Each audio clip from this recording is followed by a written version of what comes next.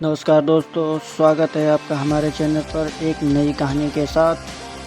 दोस्तों, एक बार की बात है, एक व्यक्ति अपने जीवन से बहुत दुखी था। उसके जीवन में बहुत सारी समस्याएं थी। वह अपने परिवार का सही तरीके से ख्याल नहीं रख पाता था। कई बार तो उसे जीवन नष्ट करने के ख्याल भी आने लगे थे। वह किसी उपाय की तलाश में था। इसी चिंता के साथ वह गांव के पास बह रही एक नदी के किनारे पहुंचा, जहां एक महात्मा रहते थे। उनके पास पहुंचा और उसने कहा, मुझे जीवन में बहुत परेशानियों का सामना करना पड़ रहा है। मैं अपने परिवार की देखभाल भी नहीं सही ढंग से कर पा रहा हूँ। मेरा बुरा वक्त चल रहा है। कृपया मुझे कोई उपाय बताएं जिससे मैं इस दुख से बाहर निकल सकूं। महात्मा ने कहा कि तुम मेरी बातों को ध्यान से सुनो और मुस्कुराते हुए बोले, मैं तुम्हें एक उपाय बताऊंगा, लेकिन पहले तुम्हें एक छोटा सा काम करना होगा। पहाड़ी के पास एक मंदिर है। उस मंदिर के पास एक चींटियों का घर है। तुम्हें अगले 7 दिनों तक वहां जाना है और बिना किसी चींटी को मारे उनका घर तोड़ देना है।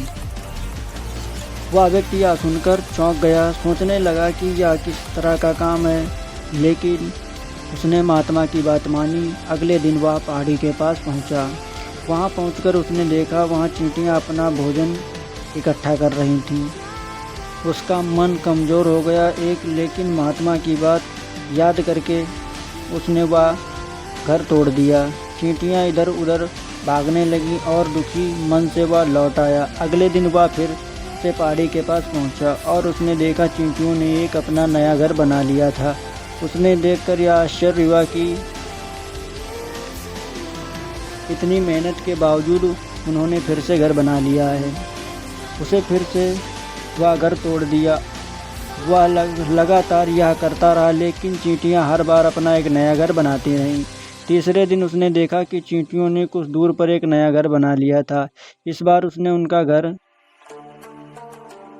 तोड़ते वक्त कुछ चींटियों को भी कुचल दिया था। तो उसने यह देखा, उसका दिल भारी हो गया। वह समझ नहीं पाया कि महात्मा उससे क्या करवा रहे हैं। उस दिन उसे अपने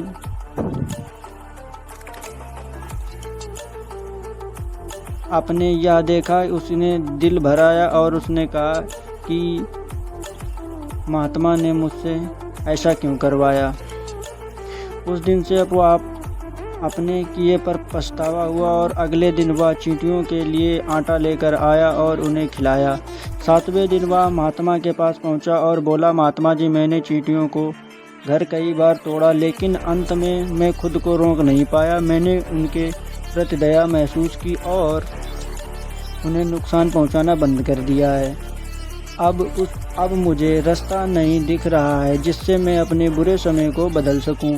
महात्मा ने मुस्कुराते हुए कहा, तो बेटा, मैं तुम्हें चींटियों का घर तोड़ने के लिए नहीं भेजा था।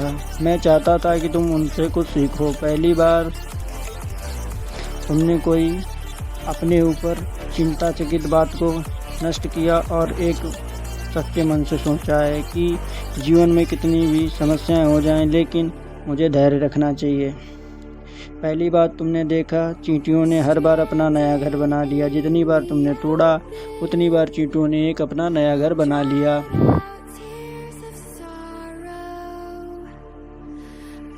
सबसे बड़ा सबक यह है कि जीवन में कितनी भी परिस्थितियां हो, हमें हार नहीं माननी है। चाहे जितनी भी बार तुम्हारा जीवन कहीं नई से भरे, तुम कहीं भी हार मत मानो। बार बार प्रयास करते रहो, क्योंकि जब तक तुम हार नहीं मानोगे तब तक तुम हार नहीं सकते हो। और महात्मा जी ने कहा, दूसरी सीख यह है बेटा, जब बुरा समय आता है तो हमें लगता है कि वह समय कभी नहीं जाएगा, लेकिन यह समय एक दिन गुजर जाएगा। जीवन में धैर्य और निरंतर प्रयास ही सफलता का मूल मंत्र है। तो तुमने चींटियों से यह सीख लिया है कि चाहे कितना भी कठिनाइयों से भरा समय आ जाए, हमें हमेशा आगे बढ़ते रहना चाहिए। महात्मा जी की बातें सुनकर वह व्यक्ति समय को समझ गया कि जीवन में कठिनाइयों का सामना करना ही सफलता का रास्ता है। उसने महात्मा जी से विदा ली और अपने जीवन को नए उत्सव और आत्मविश्वास के साथ जीने का संकल्प किया।